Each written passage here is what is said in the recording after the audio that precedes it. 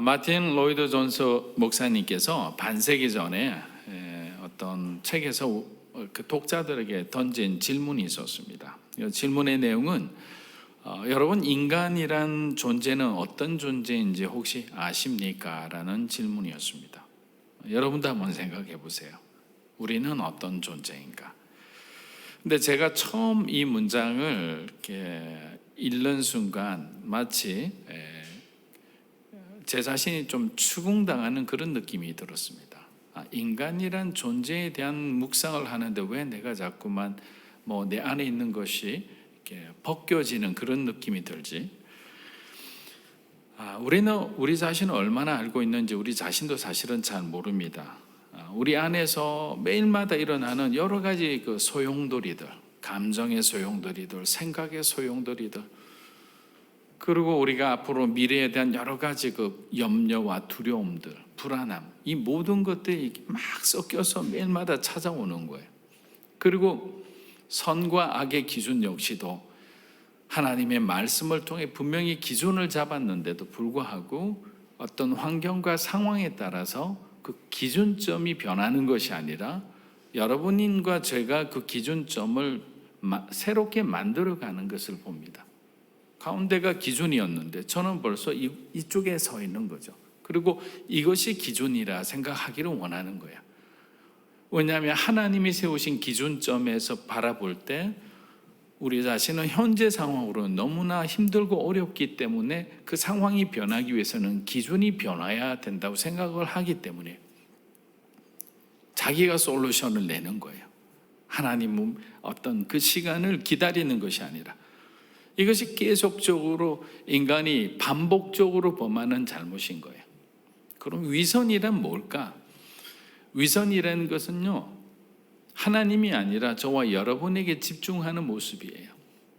내와 여러분의 어떤 자랑, 내가 내 자랑에 집착하게 되면 하나님을 바라보지 않는 거죠. 어떻게든 내가 내 자신을 드러내고 싶은 거예요. 그런데 그토록 노골적으로 그렇게 드러내기가 쉽지 않으니까 마치 하나님께 집중하는 듯 보이지만 결국에는 내 자신을 드러내고 있는 우리 자신을 발견하게 되는 거예요. 한 번도 우리가 우리의 영적인 정체성에 대해서, 우리의 어떤 존재론적 정체성에 대해서 깊이 해보지 않는다면 우리는 우리 자신이 지금 무엇을 위해 살아가는지 우리 자신도 전혀 알 수 없는 그런 영적인 어떤 미아와 같은 그런 삶을 살아갈 수도 있다는 겁니다. 가면을 벗어야 되는 거죠. 그런데 이 위선이란 말을 딱 들으면 어떤 사람들은 굉장히 마음이 불편한 마음이 드는 분들도 계실 거예요. 왜 불편한 마음이 들까요? 여러분들 주변에 그런 위선적인 사람을 많이 경험했으면 본능적으로 그 마음이 불편해집니다. 여러분 가족들의 중에서도 그런 어떤 위선적인 삶을 살아가는 부모님들이나 아니면 여러분 가까이 있는 사람들을 볼 때 왜 우리 부모님은 저렇게 자꾸만 거짓말 하듯이 살아갈까? 왜 포장하며 살아갈까? 왜 저런 가면을 쓰고 살아갈까라는 생각을 할 때가 있습니다. 그리고 여러분이 가장 신뢰하고 존경했던 어떤 사람들의 위선을 보는 순간 세상이 무너진 듯한 그런 실망감으로 우리가 힘들어한 적도 있을 겁니다. 우리가 드라마나 어떤 영화를 보면 꼭 악역들이 등장하잖아요. 근데 마치 주인공을 위하는 듯하면서 뒤통수를 치는 그런 모습들을 볼 때 같이 분노하는 거죠. 혼자 좋은 척 하는데 결국에는 악한 사람이었던 거죠. 여러분 잘 아는 우리 디즈니 영화의 만화에 나오는 그 신데렐라 이야기를 알잖아요. 신데렐라가 의붓 어머니와 새언니에게 핍박당하는 모습을 여러분들이 보고 있을 때 같이 막 만화를 보면서도 화가 나잖아요. 그런데 멋진 왕자가 나타나니까 이 엄마와 딸들의 어떤 표정부터 확 변하잖아요. 그러더니 왕자님 하면서 신데렐라에게 아주 잘해주는 척합니다. 이런 아주 드러나는 위선적인 모습을 봐도 우리는 분노를 감출 수가 없는 거예요. 소위 세상 말로 이제 뚜껑이 열리는 거죠. 그런데 그런 모습들이 저와 여러분 안에도 있다는 사실을 우리는 인정해야 되는 거예요. 우리도 상황에 따라 사람에 따라 그런 위선적인 모습으로 말을 하기도 하고 행동을 하기도 합니다. 그래서 하나님께서 어떨 때는 너무도 정확하고 뚜렷하게 우리의 모습을 보여주실 때가 있어요. 그러면 불편하죠. 아니라고 부인하고 싶습니다. 근데 또 부인할 수가 없는 것을 자기 양심은 알고 있어요. 그래서 이러지도 저러지도 못하고 어정쩡한 상황에서 그냥 하루하루 힘들게 보내는 그런 시간들이 있습니다. 그런 정체성의 혼란은 사실 여러분들과 제가 어떤 꿈을 꾸기에는 너무나 역부족인 상태예요. 왜냐하면 매일마다 혼란한 그런 어떤 마음의 어떤 분열 상태가 일어나기 때문에 오늘 오전엔 좋았는데 오후에는 여러분의 기분이 완전히 망가지는 거예요. 오전하고 오후를 잘 견뎠다면 어느 날 저녁 아무런 이유도 없는데 갑자기 저와 여러분의 마음이 그냥 세상 밑바닥으로 툭 떨어지는 듯한 그런 마음을 느낄 때가 있어요. 하나님을 향한 마음이 고정되어 있지 않고 예수님 우리의 삶의 중심이 되어 있지 않고 내가 바라보는 것이 주님을 바라보고 하나님 나라를 바라보는 것이 아니라 세상을 바라보고 내 안에 있는 본능과 욕구에 충실하다 보면 저와 여러분의 삶은 위선적으로 살아갈 수밖에 없습니다. 왜? 진리의 길이 아니기 때문입니다. 가짜의 삶이기 때문에 결국 가짜의 삶은 저와 여러분을 잘못된 방향길로 들어서게 하는 거예요. 그래서 위선이란 단어를 한번 사전에서 찾아봤어요. 어떤 뜻인가? 그러니까 거짓된 선, 겉으로 착한 척하는 행동이나 말 이런 식으로 표현이 되어 있습니다. 자, 그러면 조금 더 구체적으로 하면 어떤 사람이 실제적으로 자기의 의도는 나쁜 의도를 갖고 있어요. 그런데 드러내는 모습은 그런 모습으로 드러나지 않습니다. 잘 포장합니다. 공동체 안에서도 잘 스며들어서 겸손한 척 그렇게 잘 융화되고 있는 거예요. 그리고 결정적으로 마지막에는 모든 사람을 배신하고 자기 혼자만 영광을 받으려고 하는 그런 모습들이 본 모습이 나중에는 드러나게 되는 거죠. 이런 모든 것들, 이기적이고 탐욕적인 모습이 있는데 감추어진 모습이라는 거죠. 포장된 모습이라는 거죠. 가면 속에 갇혀져 있으니까 어떨 때는 우리도 우리 자신이 누구인지를 모를 때가 있는 거예요. 하나님은 그냥 두시지 않죠. 그 가면을 벗겨버리는 거죠. 포장된 포장지를 찢어버리는 거예요. 어떤 사건과 만남을 통해서. 때로는 너무나 무거운 하나님의 생명의 말씀이 들어오면 우리가 견디기 힘드는 거죠. 왜? 눈만 뜨면 생각만 하면 그 말씀이 저와 여러분을 찌르기 때문에. 그렇기 때문에 살아있는 말씀을 저와 여러분이 만난다면 그 한마디 말씀이 우리 인생을 변화시킬 수 있는 거죠. 지긋지긋한 저와 여러분의 어떤 연약함과 싸워내는 하나님을 향해서 하나님의 군사가 되어야 되는데 우리 자신과의 싸움에 모든 영적 에너지를 소비해버린다고 생각해 보세요. 사라는 박수를 치겠죠. 하나님은 너무나 안타까울 거예요. 그렇기 때문에 혹시라도 저와 여러분이 하나님의 길이 아닌 잘못된 길에 위선의 가면을 쓰고 이 포장지를 쓰고 살아간다면 그것을 찢어버리시는 여러분의 삶이 되기를 주의 이름으로 축복합니다. 그러면 얼마나 자유한지 몰라요. 저도 위선적인 삶을 살아봐서 알아요. 제 인생이 가장 어두웠던 20대 중반, 기억하기도 싫고 기록하기도 싫습니다. 많은 열등감과 세상을 향해서는 너무나 잘 되고 싶은데 내 현실은 그만큼 받쳐주질 않잖아요. 그러면 자기 자신을 자꾸 포장하고 가공하고 거짓말을 붙여서 그런 어떤 인생인 척하고 마치 자기 자신이 그런 삶을 살아가는 것처럼 착각하는 그런 정신적인 병의 상태까지 가는 거죠.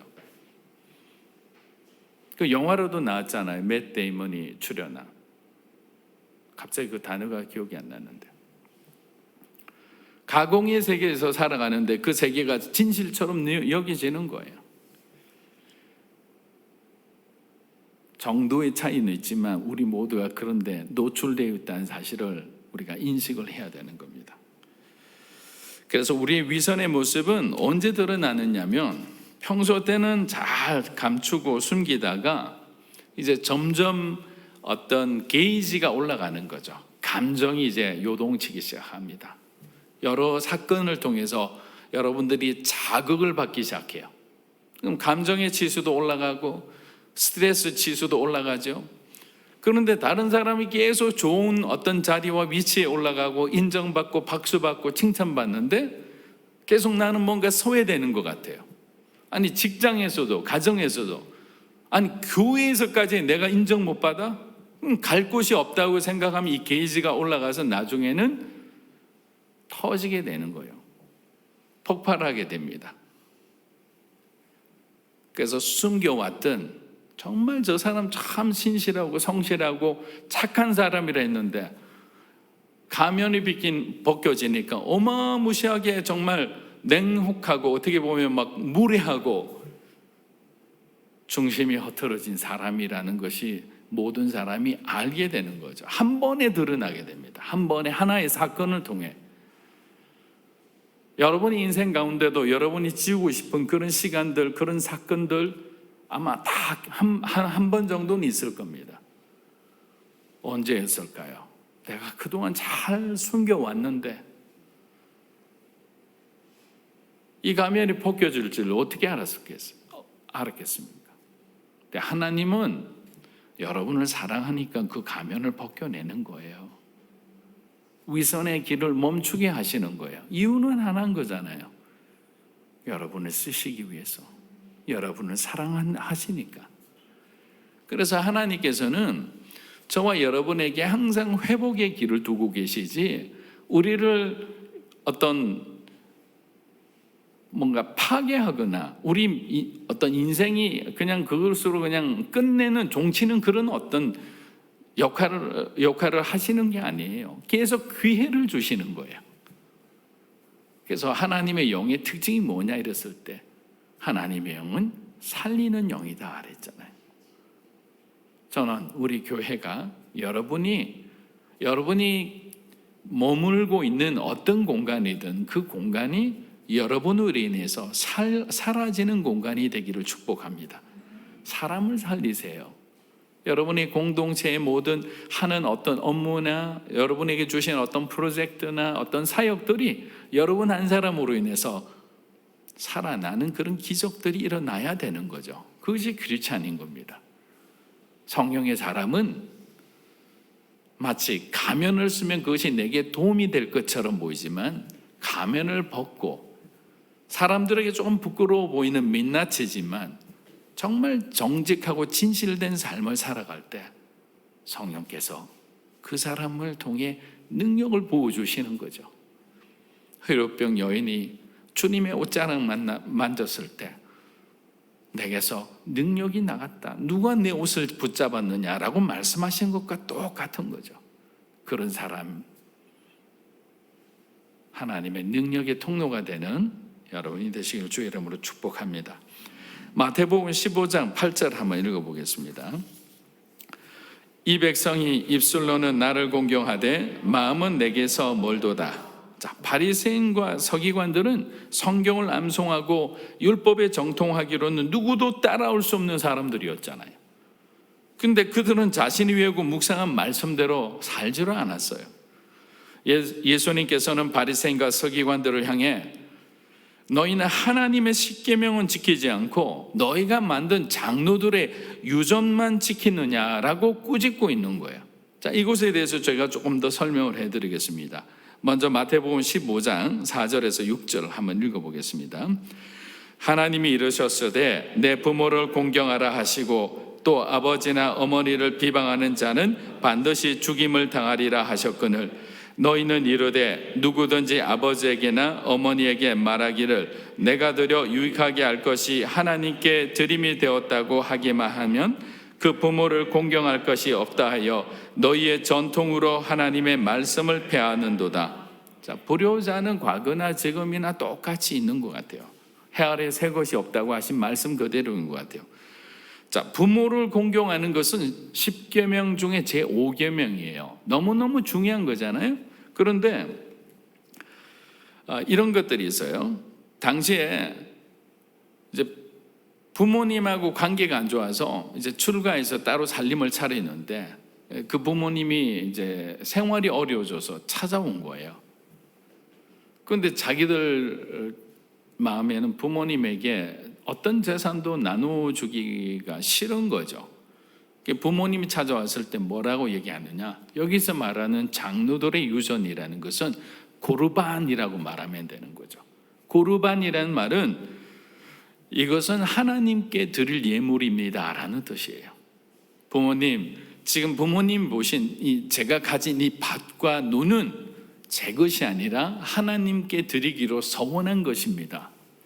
그래서 이 고르반이란 말을 하게 되면 어떻게 되느냐? 부모님도 그 자녀의 어떤 재산을 이렇게 가져갈 수가 없는 거죠. 그리고 이 합법적으로 부모님한테 어떤 것도 나눠주지 않아도 사람들 앞에 어떤 웃음거리나 조롱거리나 비난이 되지 않았던 거예요. 자, 그렇게 고르반이라고 외쳤어요. 부모님은 낙심하고 돌아갔습니다. 그 다음에 이 자녀들이 어떻게 하느냐? 소출이 나오면 제사장들에게 주고 나머지는 자기들이 그대로 가져간 거예요. 예수님은 뭐라고 얘기하느냐? 너희들의 이 이중적인 면, 위선적인 면을 어떻게 해서 5계명을 우리로 말하면 헌법보다 법률과 규례가 우선순위하는 말도 안 되는 현상을 말하는 거죠.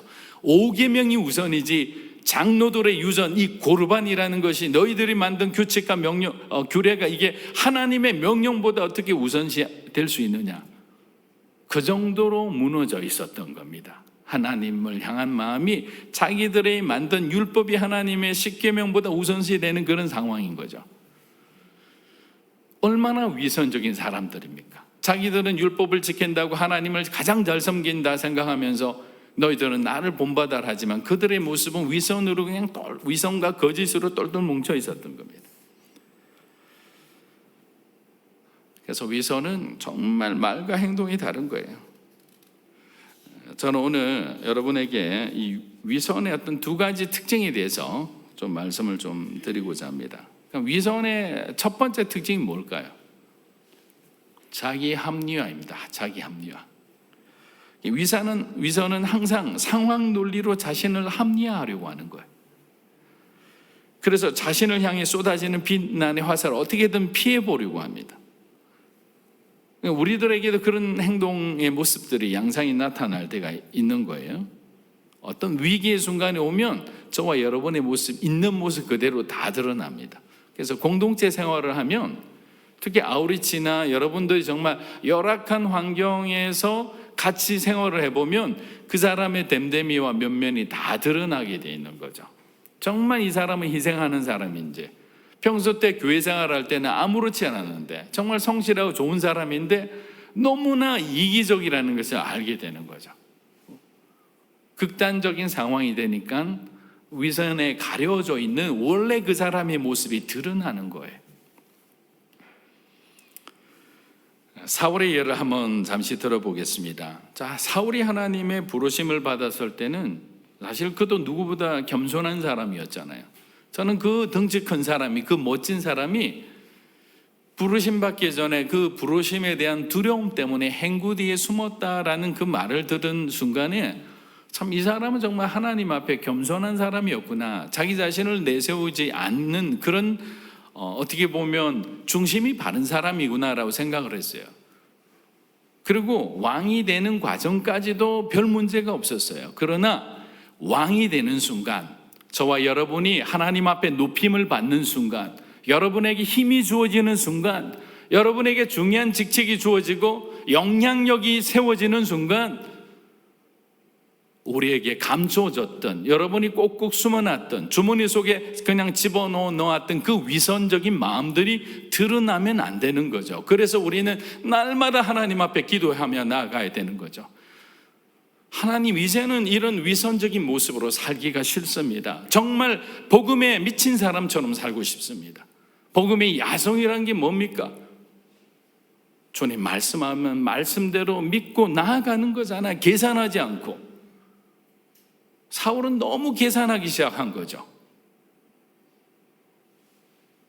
아이러니컬하게도 가장 큰 힘을 갖고 있는 순간에 계산하는 거죠. 없는 사람이 계산하잖아요. 오늘은 이걸 쪼개서 어떻게 애들을 어떻게 먹이고. 근데 너무나 많은 천석군 만석군이 요만한 걸 계산한다고 생각하면 쪼잔하잖아요. 그냥 사람이 너무 잘게 여겨지잖아요. 사울은 계산하기 시작한 거죠. 그 말은 뭐냐? 이스라엘이 자기 것이라 착각한 거예요. 여러분이 하나님이 주신 재능과 물질과 건강이 여러분의 것이라고 생각하면 우리는 그 순간부터 위선자가 될 확률이 높아지는 거예요. 우리에게 주신 모든 것은 누구의 것입니까? 주님의 것인 거예요. 우리가 그 주인의식을 확실히 갖고 있다면 우리의 중심은 흔들리지 않습니다. 그리고 어떤 상황 가운데서도 자기 합리화를 하지 않을 거예요. 우리 사무엘상 13장, 15장 여러분들이 한번 읽어보세요. 우리 다윗을 공부할 때 여러 번 나왔는데요. 사무엘상 13장에 보면 이제 블레셋하고 사울의 군대, 이스라엘의 군대가 싸움을 하고 있어요. 시간이 갈수록 블레셋 군대가 우위를 점하게 됩니다. 다급해진 사울과 사울의 군대. 근데 여전히 왕정으로 변화된 지 얼마 되지 않았잖아요. 이스라엘은 사실 신앙 공동체입니다. 여호와 신앙으로 하나 된 공동체인데 사울의 버금가는 그런 영향력을 가진 사람이 누구였죠? 사무엘이었어요. 사무엘이 오는 동안은 사울은 아무런 역할을 하면 안 돼요. 왕으로서 전투를 지휘하는 것 외에는 제사라는 것은 자기의 영역이 아닌 거예요.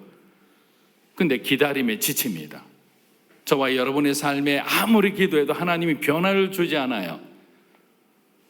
이번 한 번만 타협해버리면, 이번 한 번만 내가 눈 한 번 감으면 우리 가정이 살아날 수 있다는 그런 아주 너무나 달콤한 그런 유혹을 받았을 때 기다리지 못하고 여러분이 제사를 지내는 그런 잘못된 우를 범합니다. 자, 여기까지는 이제 팩트예요. 이제 사울이 공교롭게도 딱 제사를 드리는 순간에 왔어요. 하필이면 저와 여러분이 잘못을 범하는 순간에 하나님이 그 상황에 대한 인식을, 정확한 깨달음을 주셨어요. 그럼 어떻게 해야 되나? 회개해야죠. 사울이 주저앉았어야 됩니다. 하나님 앞에 제가 범죄했습니다. 사무엘 선지자요, 나를 위해 기도해 주십시오. 그런데 그는 그렇게 하지 않았어요.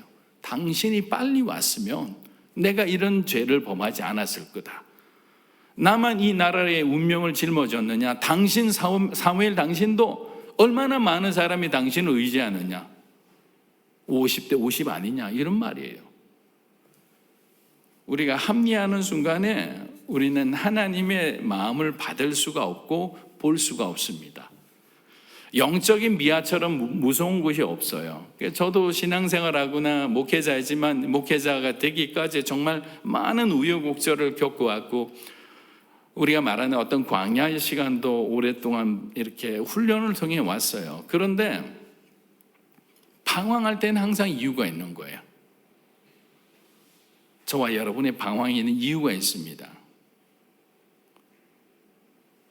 우리 욕심 때문이에요. 우리 죄 때문이에요. 하나님을 향해서 우리가 시선을 놓치면 방황할 수밖에 없어요. 우리에게 집중하지 않아요? 그러면 우리는 다른 생각을 합니다. 세상에는 두 가지 영역밖에 없잖아요. 하나님의 영역과 세상의 영역. 영적인 세계에는 중간지대가 없는 거예요. 그래서 우리가 하나님을 예배하지 않으면 세상을 예배할 수밖에 없는 거예요. 저와 여러분의 마음에 주님으로 가득 차 있으면 왜 우리가 위선적인 삶이 됩니까? 하나님 한 분만으로도 만족할 수 있는데, 그래서 바울은 항상 바른 복음이란 무엇인가? 예수만으로 충분하다고 전하는 복음이 바른 복음이라고 그랬고, 다른 복음은 예수 외에 플러스 알파가 필요하다고 우리를 자꾸만 속이는 거예요. 예수님만으로 안 돼. 당연히 예수님이 도와주시지. 그러나 네가 이것도 가져야 해. 사람의 도움이 필요하잖아. 그 사람들 마음도 어느 정도 달래줘야지. 그냥 너 혼자 올곧게 그냥 어떤 대나무처럼 그냥 흔들리지 않고 이랬으면 어느 순간에 무너져. 이것이 뭡니까? 다른 복음이에요.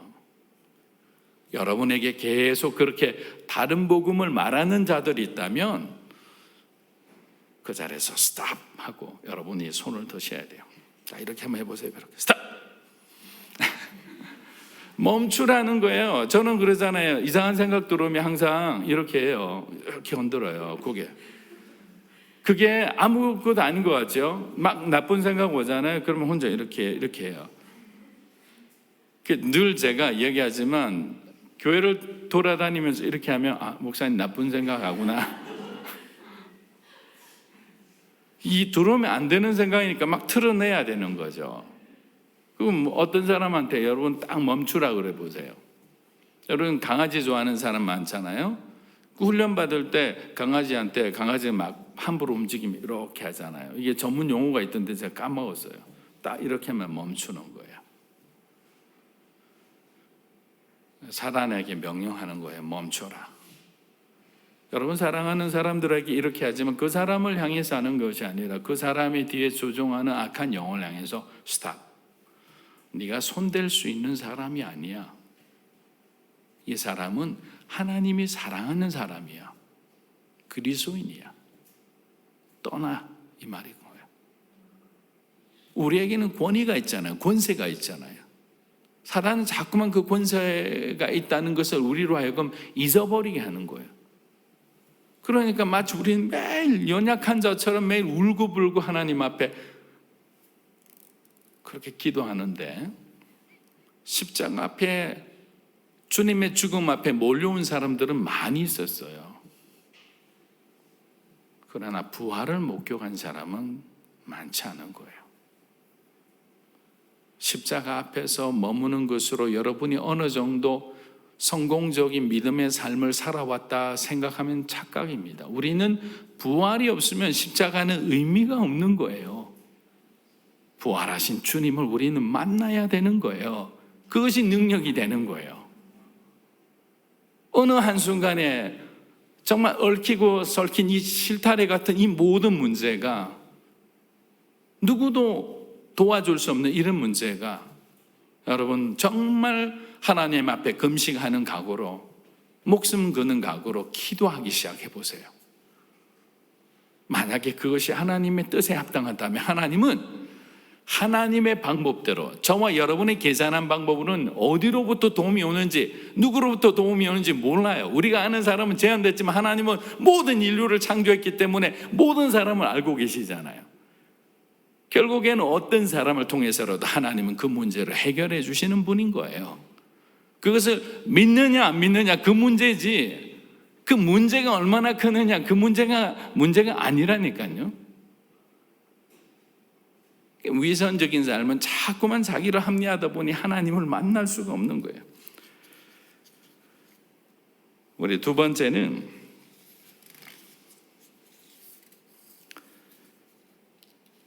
두 번째 위선의 특징은 결국엔 드러난 죄와 드러나지 않은 죄를 감추려는 경향인데, 다른 말로 하면 위선의 두 번째 특징은 거짓입니다. 거짓. 우리 마태복음 15장 11절에서 12절 한번 읽어보겠습니다. 입으로 들어가는 것이 사람을 더럽게 하는 것이 아니라 입에서 나오는 그것이 사람을 더럽게 하는 것이니라. 이에 제자들이 나와 이르되 바리새인들이 이 말씀을 듣고 걸림이 된 줄 아시나이까. 자, 이 말은 입으로 들어가는 음식물이 우리를 더럽게 하는 것이 아니라 우리 입에서 나오는 어떤 우리 말들, 우리의 생각들이 우리를 더욱더 부정하게 한다라는 거죠. 우리 안에 불신앙적인 말이 나오죠. 누구를 저주하는 말, 비난하는 말, 비방하는 말, 뒤에서 정말 어떤 사람에게 대해서 안 좋게 하는 그런 말들, 이런 말들이 하나님 앞에 죄가 되는 거지 들어가는 음식은 문제가 없다는 거예요. 그 이 말은 뭐냐면 굉장히 중요한 의미가 있어요. 자, 이 말씀으로 레위기 11장에 나오는 정결한 것과 부정한 것으로 규정한 유대인의 음식법을 예수님께서 이 말씀으로 폐지하신 거예요. 너희들이 만든 그 율법들, 그 정결 예시, 이것이 문제가 아니라는 거죠. 그걸로 해가지고 막 너희들이 정결하게 한다 해가 막 손을 씻고 난리를 치는데, 그것보다는 너희 마음을 더욱더 정결하게 해라. 왜? 이미 너희 마음은 부패했지 않느냐. 예레미야 17장 9절에서 10절 한번 읽어보겠습니다. 만물보다 거짓되고 심히 부패한 것은 마음이라. 누가 능히 이를 알리오마는 나 여호와는 심장을 살피며 폐부를 시험하고 각각 그의 행위와 그의 행실대로 보응하느니. 바리새인들은 항상 자신들에게 유리하게 선택적인 율법의 의를 추구하면서 위선적인 행동을 합리화했잖아요. 근데 예수님이 예레미야는 지금 그들의 모습을 이렇게 비난하는 거죠. 그리고 그들의 약점을 그대로 드러냅니다. 만물보다 거짓되고 심히 부패한 것이 바로 마음이다. 사람의 마음이라는 거죠. 우리 마음은 죄를 가진 사람이기 때문에 하나님의 어떤 성령의 소욕으로 우리가 정말 지배받지 않는다면 육체의 소욕 가운데 있는 저와 여러분의 생각과 마음은, 입으로 나오는 모든 말은 성령의 열매가 충만한 말이 아니라 하나님이 기뻐하시지 않는, 공동체를 분열시키고 서로와 서로의 관계를 아프고 상처나게 하는 그런 말이 되게 한다는 거죠. 예레미야는 바로 인간의 어떤 원죄론적인 어떤 면에서 정확하게 우리의 약한 면들을 들춰내주는 거죠. 이 모습이 드러나지 않으면 우리는 감춥니다. 말씀을 맺겠습니다. 사람을 속일 수 있어도 하나님은 우리는 속일 수 없는 거예요. 갈라디아서 6장 7절에서 8절 보면 스스로 속이지 말라. 하나님은 업신여김을 받지 아니하시나니 사람이 무엇으로 심든지 그대로 거두리라 했잖아요. 과거가 중요하잖아요. 여러분 한번 저를 쳐다보세요. 지금부터가 중요해요. 지금부터가. 오늘 이 말씀을 듣는 순간 우리가 올바른 믿음의 씨앗을 심으면 되는 거예요. 사랑의 씨앗을 심으면 됩니다. 하나님을 향한 충성의 씨앗을 심으면 됩니다. 어떤 상황 속에서라도, 지금 당장 우리 삶이 변하지 않더라도 여러분이 인내하면서 하나님의 그 약속과 그 신실함을 기다릴 때 우리는 위선적인 삶이 아니라 하나님 보시기에 기뻐하는 정말 신실한 정직한 그런 삶을 살게 되리라 믿습니다. 좌로나 우로나 치우치지 않고 그분이 우리의 삶의 주인 되심을 고백하며 이제는 우리 안에 있는 그 위선의 가면을 찢어버리고 포장된 우리의 어떤 잘못된 생각들을 찢어버리고 오직 하나님이 우리에게 주신 그 진리의 말씀에 순종하며 살아가는 저와 여러분이 되시기를 주님의 이름으로 축복합니다.